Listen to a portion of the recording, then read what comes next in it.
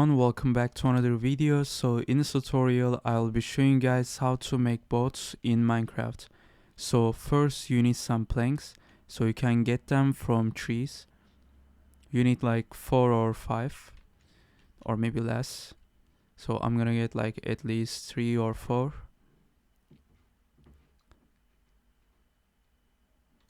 So after you get some logs, you can just make them planks.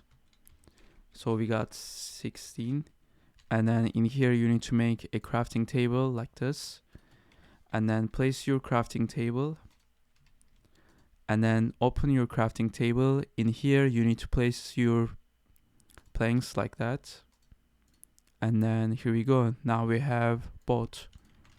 So this is how to make boat in Minecraft. See you guys in the next tutorial.